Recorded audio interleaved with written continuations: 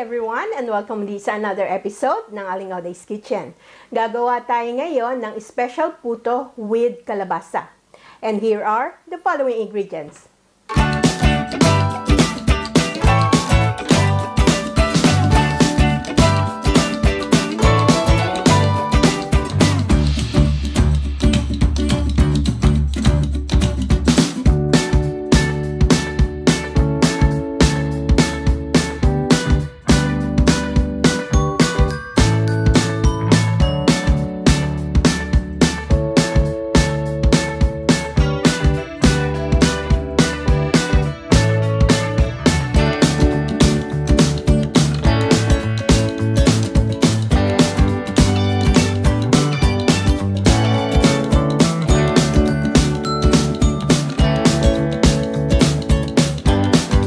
Ating first step, dito sa ating bowl, naisip ko na yung ating all-purpose flour. Ilalagay na natin yung baking powder at yung salt. Sama na rin natin yung sugar. Then, using a wire whisk, haluin lang natin to. Pwede din kayong gumamit ng hand mixer kung gusto nyo.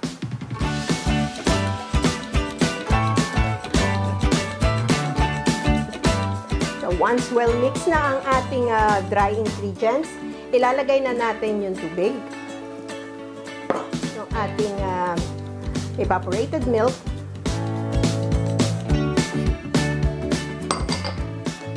yung ating egg,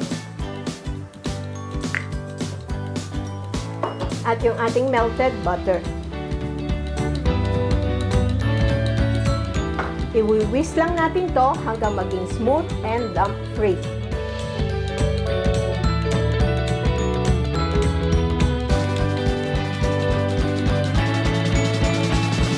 Smooth and lump-free na yung ating butter, ilalagay na natin yung kalabasa. So, talagang nutritious ang ating puto para sa ating mga anak. Whisk uli natin to hanggang mag-blend at maging smooth uli yung ating butter.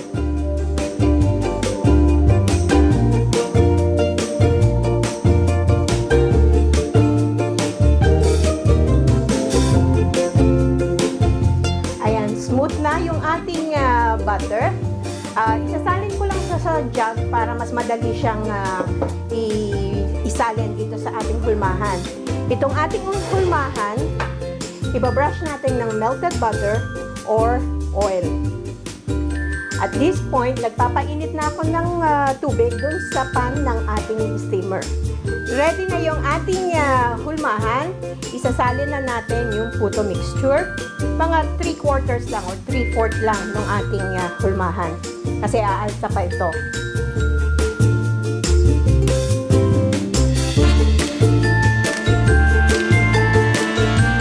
Depende sa size na gagawin nyo.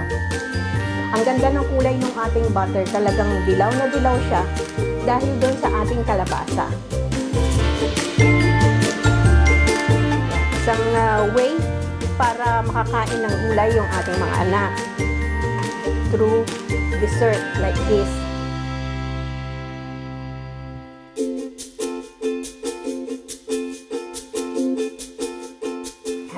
Mainit na yung ating tubig, lalagyan na natin ng takip. Yung takip, nilagyan ko siya ng towel para hindi mapupunta doon sa ating puto yung mga yung steam. I-steam natin to for 10 to 12 minutes, depende sa size ng inyong puto. After about 7 minutes ng ating pag-i-steam, lalagay na natin yung toppings nating cheese slices.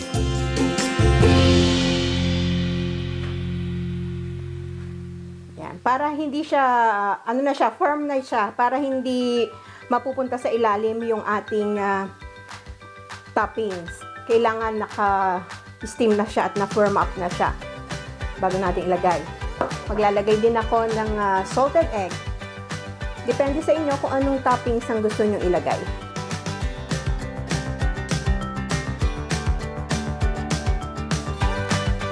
And continue ko pa ang pag-steam neto for another 3 minutes. Malapit na siya maluto.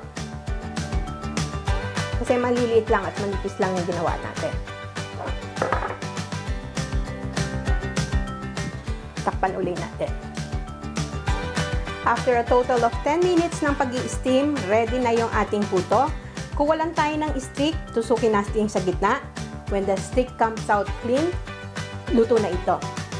Salin lang natin to sa ating serving plate bago natin i-serve. Ito na ang ating soft and fluffy special puto with kalabasa. Sana magustuhan niyo itong recipe na ito and share it with your friends. Don't forget to subscribe and give us a thumbs up and like this video. Ako po si Aling Oday. Magkita-kita ulit tayo sa aking susunod na video. Salamat! Bye! Please follow me on my Facebook page, Twitter, and Instagram.